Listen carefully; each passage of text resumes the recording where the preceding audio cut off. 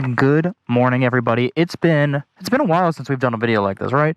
Basically, I'm gonna go to a car show downtown Detroit with a few friends, but it's one of the nice days of the season, so I thought I'd jump on the bike, the Royal, and go for a ride. Talk to you guys kind of like what's going on. As you can see, there used to be a Jetta here. That Jetta's gone. BMW's over there, and there might not be a Ducati in there anymore. So lots to talk about. So let's jump on the bike and let's start head down. Also, look how good these look. So good. All right. Let's start the bike up and let's go.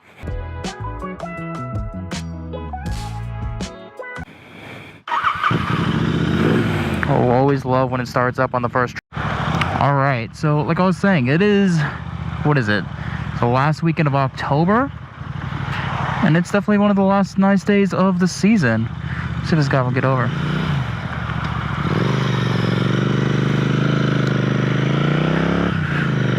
So I decided no better time than the present to jump on the bike and go to a car show. So what was I saying? So okay, we talked about the Jetta, we talked about a little Ducati, kind of gave you tips. Bronco's still in order. Where do we want to start with? So much going on right now in life as I'm trying to like figure out next steps, what's going on, what I'm doing next, what am I moving on to, what am I cutting down.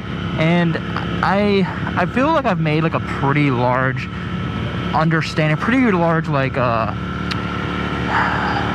would say an understanding of my life, an understanding of like what makes me happy, comes to some conclusions.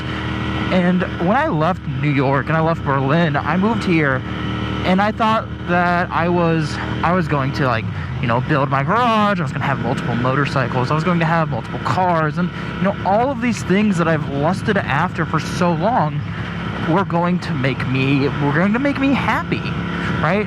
Truly happy. Because I always wanted all these things, cars and fast motorcycles and all of that. And what I've realized over the last almost 3 years of living in Michigan now, which just fucking blows my mind. It's ridiculous. I don't understand how it happened. Over the last 3 years of living in Michigan is that all of these things don't equate to happiness. There are moments that these things can give you joy and happiness and excitement and all of these things that you would, you think you would be able to get. But themselves actually have negative connotations, negative effects as well onto your life, right? Having this Ducati has been something that I've dreamed about my entire life, right? I've always wanted a Ducati, and that was my 30th birthday present to myself because, I worked my ass off over the last 10 years, and like, I just said, fuck it, I wrote the check and I bought the bike. What I've realized is that that bike is so unique and so special and so quick that these roads in Michigan are absolutely horrible for it. I never enjoyed riding that bike here, and I started to get frustrated with that motorcycle because my friends in Colorado or California, they have such beautiful roads and mountains and just a diverse landscape to really push their motorcycles, but in a safe manner. They also have more tracks and things like that. And I, in Michigan, don't have that. And I started not enjoying riding that motorcycle as much because you can only get so much excitement and happiness out of a motorcycle when, you're in second gear and you're already at 100 miles an hour, right? There aren't a lot of places in the world that you can enjoy that bike safely. And then I'm like, okay, well, I should track that bike, right? Tracking that motorcycle is like really what it was made for. But like looking into the cost, looking into the insurance, all of it is like, I don't make enough money to feel comfortable to track that motorcycle. Which was like, okay, then what is the point of this bike? So a few weeks ago, I was riding that motorcycle and I wasn't enjoying it as much as I should. My neck was stiff, my back was sore, like, it's just me, I wouldn't say becoming older, but, less fit. And that bike physically beats the shit out of you. And it no longer was enjoyable to ride. And the novelty of everyone, like, oohing and awing at the sound of the exhaust and how it looks, it kind of wore off, honestly. I am not a very flashy person, which makes me probably really terrible for gaining YouTube followers. I don't like talking about money. I don't like showing off vehicles or anything like that. And all the attention of that motorcycle wasn't deserved, right? That bike, anyone could just buy it and ride it anywhere, and like, you know, people want to talk to you about it. That's why like this Royal is more interesting, more something I can be proud of and accomplish, because I didn't build it, I fucking installed a bunch of parts on it, but I made it my own, right? I customized it to something that I can be really proud of and excited to talk about and point out the things and whatever. And like, people like talking about the Royal, but I had my hand in it, which made it feel, I don't know, a little more interesting. I don't know, something like that. So I've come to the decision that I'm selling the Ducati, right? I don't want to spend the money, so that it's paid off. The bike's paid off, which like that was a pain in the that was a lot of money, right? As you guys know from that like previous, like, how much did my Royal Enfield cost video, like, or my Ducati cost, like that bike out the door is like 26 grand. Ooh, it's 26 grand. And like, you know, people are like, oh, you can buy MSRP 16. Like, there's no such thing as buying a motorcycle for fucking MSRP. It doesn't exist, right? The moment taxes are applied, the moment the exhaust is installed, the moment that everything is done and done, it's, you know, 20 plus grand for a 17 grand bike. So I don't know. The bike is currently at Ducati Detroit getting prepped and cleaned, and it's going to be listed, and I'm hoping that I can get 20 grand out of that bike, and I have a feeling that I won't be able to, so I'm also gonna feel pretty sad. It's not sad, but you know, once again frustrated with that motorcycle, is, you know, it's such a beautiful bike, so expensive, and like the values just drop. It blows my mind that that bike can like lose, you know, a third of its price in a matter of 2 years. And for a bike that I bought brand new, like, I don't know, maybe I bought the wrong bike. That's probably very much what it was, which is fine.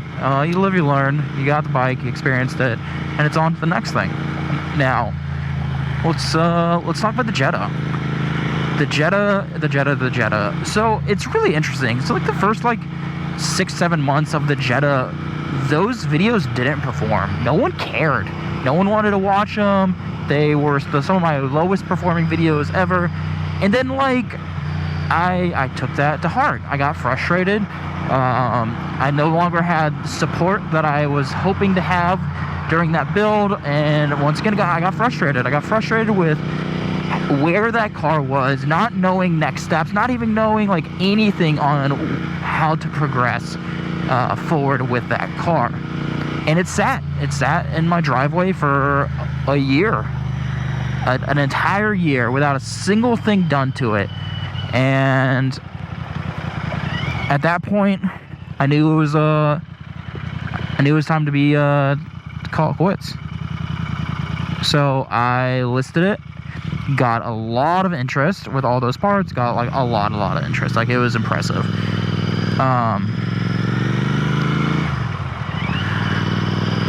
Yeah, actually I had multiple people bidding over the price, and like I sold it for basically what I had into it, you know, minus the tax write-off and what I've the tax write-off and what I made off the YouTube AdSense, which isn't much, like, you know, maybe $100. Like, it's YouTube doesn't pay for cars and motorcycles just quite yet. One day.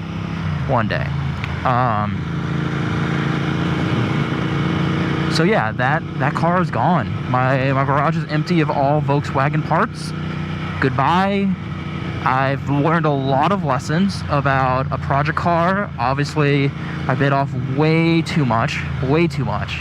Thinking an engine swap would be doable in a few weeks, no matter who I was surrounded by. Like, I should have listened to new Grand Wagoneer in red. I should have listened to like what people were saying, and I shouldn't have gone with something so extreme like that. But you know what? I'm glad it's going to a guy and his girlfriend. They've owned 9 other Volkswagens over the past few years. So like, did I just lose my hat? I think I just lost my hat. Oh no, it's still there. Yeah, they've owned like 9 cars. They like race a Jetta or a Passat like on street stuff. So like that's cool. It's going to a better family. A better family, it's like a dog or a child. It's going to a good family, and I know it's going to get done because knowing me, like it wasn't going to happen. I knew it wasn't going to happen. And looking back on it, looking back on a project car and all of that, what I should have done is I should have bought a BRZ from the very beginning. I should have had a car that drove and only do small tweaks, you know. We're talking about adding an intercooler or an air filter or, you know, small things, or like a turbo package towards the end of it. I think that would have given me more hope and excitement knowing that I could actually drive the vehicle, instead of it just like, ooh, hard top, new Bronco. Instead of just like, you know, looking at it and getting frustrated, right? A lot of the sells that I'm doing right now is to basically clean up my life. There's a lot of expenses that I don't want to have anymore, and a project car that's going to sit is not one of those things that I want to have in my life anymore. So glad I had that experience, learned a lot, but I'm glad it's gone.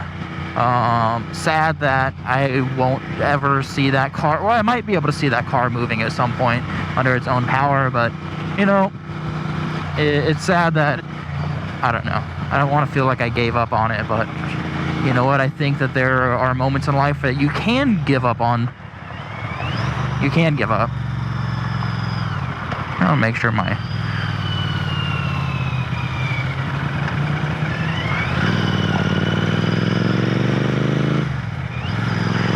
Yeah, I think, you know, it's totally fine to give up on things, right? I think about that on books a lot, actually. So, like, if you don't get caught in the first 50 pages, you just, like, you know, stop reading the book. You don't have to force yourself to finish something if it's not giving you, you know, the emotions or whatever that you're hoping it would give you. So, it's gone. Jetta's gone. Now, where does that leave us? I've got this Royal. I've got the BMW. And I've got a Bronco on order. And this Royal might be going home, going to a different place soon as well. Now, why is that? Well, in my next, like, stage in life, I feel like I only need one motorcycle. And while the Royal has been a blast, and it's been a great bike, I've really enjoyed it. I've enjoyed tinkering it, and I learned a lot about working on motorcycles last winter during this project. I've kind of, like, I don't know. I've got some frustrations with being an ambassadorship that I wish, I don't know, I wish that they would have held up what they promised when I signed over this ambassadorship paperwork. You know, access to press bikes, you know, invites to press rides, all of these things that I'm good at, you know, photography, videography, all of this stuff. It never came to fruition, none of it. And I don't want to talk bad about the Royal Enfield family and the car and the brand and these motorcycles and stuff like that. But, like, I'm just frustrated, and I'm tired of, I don't want to look at this motorcycle anymore. Because, not how the way I was treated, like, I don't want to say it like that, but, like, you know, I've had this bike for almost 3 years. It's time to switch things up. You can only, I feel like I've gained what I was going to gain out of this bike, and the friendships I made, the relationships, and the following, and all, like, you know, I got it. I figured it out. I did it all. This bike's good. It's done. And it's going to be sad because I'm going to have to sell it, and people are going to be real upset, and they're going to be like, why are you selling it? Man, they were so good to you. But in reality, like, Royal didn't do anything for me. I did everything for them. I'm still, like, if you search Royal Enfield USA, it's still the #1 thing that pops up. Like, I am, no matter if they want to say it or not, the biggest ambassador for Royal Enfield in the US. Yeah, and that's right, I fucking said it. And it's true. And if you want to argue, that's fine. Like, you argue anything any way you want. But, like, in reality, I'm an ambassador for them until 10 years from now when someone has made more videos than me. But, like, I got fucking, like, 60 videos of the Royal Enfield out there. 60 fucking videos. Pretty goddamn impressive. YouTube is flush of Royal Enfield videos, brought to you by moi.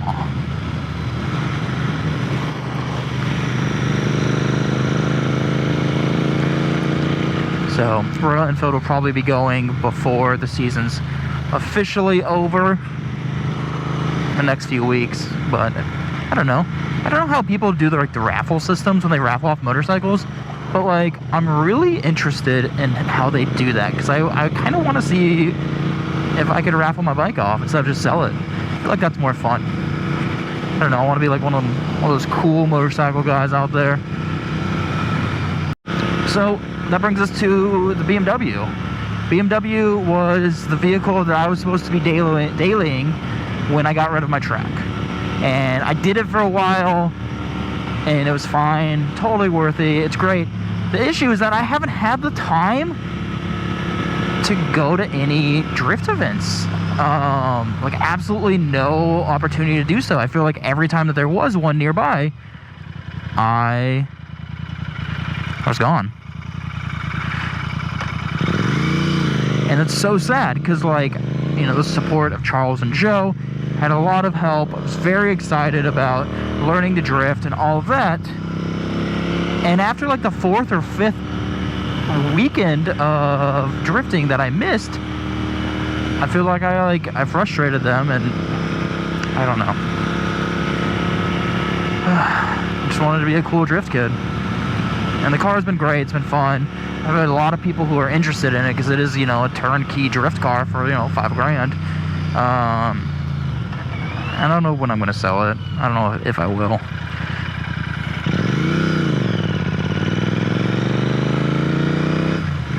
I don't really want to sell it, but I don't know. It's just once again, I feel like I didn't buy the right car.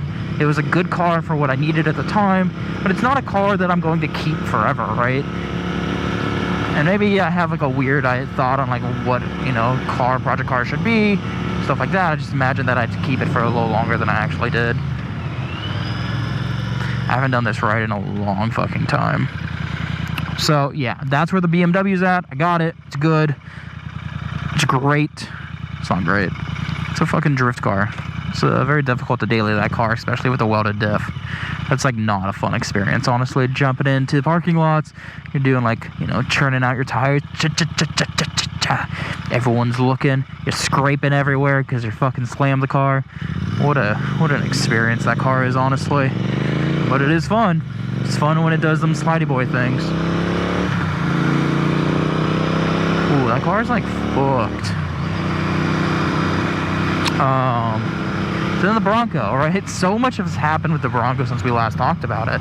What happened? So obviously you guys know I ordered a Bronco a very long time ago. The dealer, which is a dealer down in South Carolina, it was a friend's dealer. It's like their parents owned it. They didn't respond to me or called me or emailed me in like 9 months. And then I found out through Ford that they placed an order for a vehicle that I did not order. And I tried to get in contact with them. I was like, you know, this isn't what I want. Well, you know, what's going on, blah, blah, blah. And they never responded. So I ended up just emailing everyone who I could find at Ford PR, telling them that this is a shitty experience and that they need to figure this shit out. And I just started tweeting it. I tweeted it for like months. And then I finally got in contact with a Mike Levine. And Mike is the director of press for Ford. And he got it straightened out. Now my Bronco will be hopefully done in the next few weeks, which is pretty damn exciting.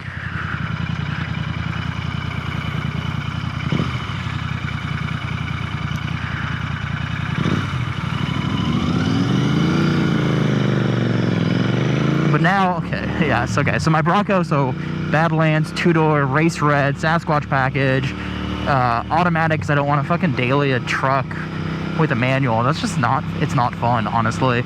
I learned that when I was test driving Tacomas a few weeks ago, and one of them was a manual, and I was like, oh, this would be so cool, blah, blah. I hated it. Didn't enjoy it at all. Not fun. So, got that car, and now I have another one that's complete strippy. Black, non-Sasquatch, non-anything. It's super interesting that that car exists. So, I don't know if I want to sell it. I don't know if I've got friends who are interested in that car. I don't know what's going to happen with that car. But I got it. And when that happens, I think then I'm going to start thinking about what the next motorcycle is going to be. And I keep going to, you know, I want an adventure bike. I want something that can go off-road.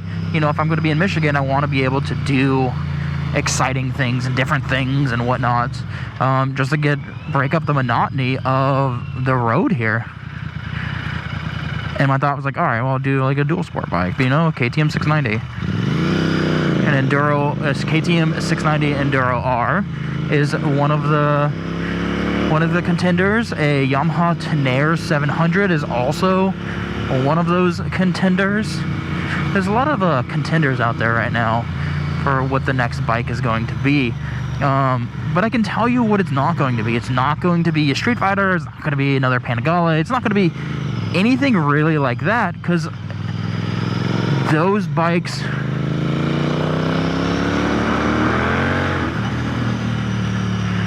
aren't really what I'm looking for anymore. I want something different. You know, these roads aren't great, and unless I get like a track bike, which I might, but that track bike's not going to be, you know, it's not going to be a Ducati. It's going to be a Husqvarna. It's going to be something much smaller than anything that I own now. Something that I feel comfortable taking to the track. That's kind of like the big issue. Like, I don't want to take an expensive bike to the track, because I don't know what I'm going to be. Could be good, could be terrible. What I don't like is that I'm stuck now on these.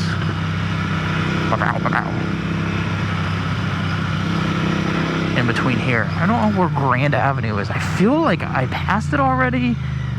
I don't know.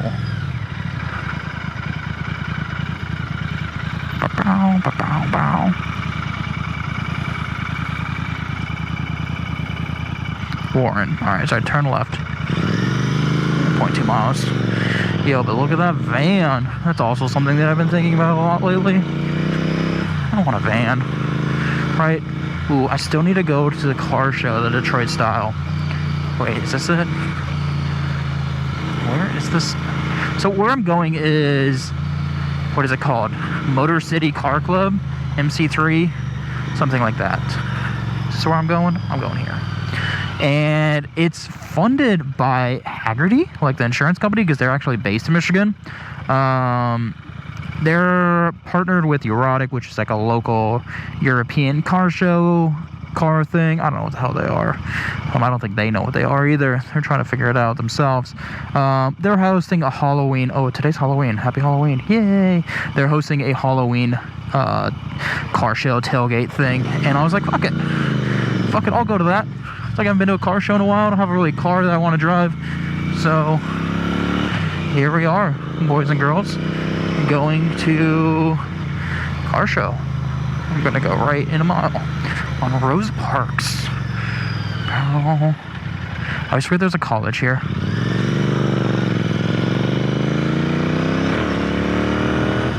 But I'm excited. Ian's gonna be there, Led and Jill, and Ian's brother Cole? I don't know. I always forget. Cole. I think it's Cole. Him and his girlfriend are going to be here as well. So should be fun. Gay old time, as they say. So let's just fast forward until we get there, because like I'm pretty sure you guys are tired of me saying I'm just gonna sell all my shit. Even though, I'm gonna back off his doggo. I don't want to scare it. Doggo.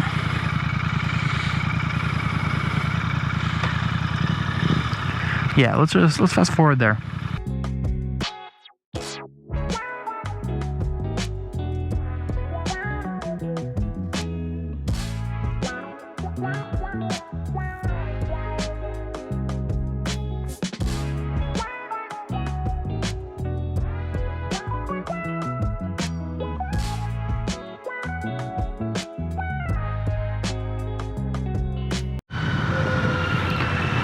Closely following Led home on his cake.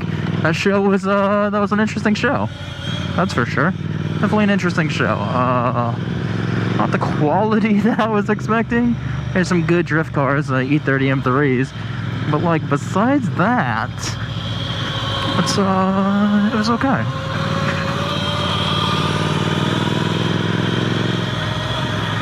It's kind of getting cold. What if Led's gonna do a wheelies? Is it gonna do a wheelies?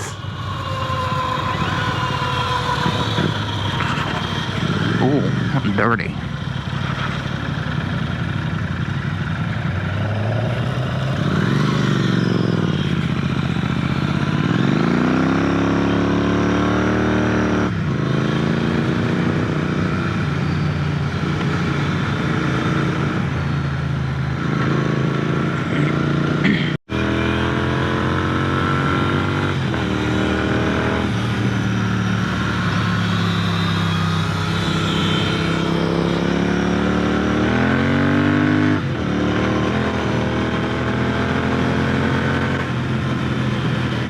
You guys might know the street because it was in the Grand Tour or Top Gear, whatever one it was, when they came to America and they drag raced up and down Detroit streets.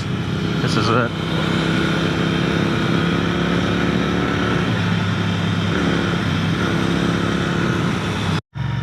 So finished up the car show, went and got some hot dogs, then went and got some coffee, and it was a lovely little fall afternoon in Michigan.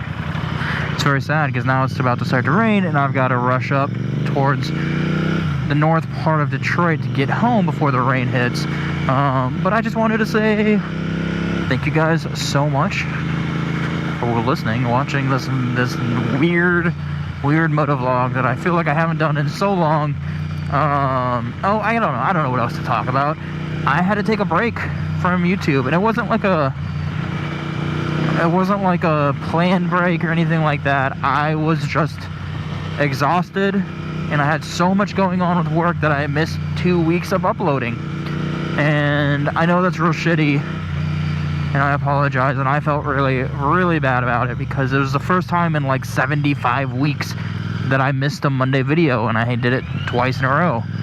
I just had so much going on at work and personal stuff that I just unfortunately couldn't get one made. But the week before I had like 2 videos go out, and then I had a video go out yesterday, so like we broke the curse of 2 weeks, so that's good. More videos coming, definitely, now that I don't know what's going on with the season or anything like that, but things are changing. I'm hoping to have more time soon for content creation because I really enjoy doing it, and I hope you guys enjoy watching it as much as I enjoy doing it. Wow, they look like they just like added like some tinfoil onto that car. That's weird.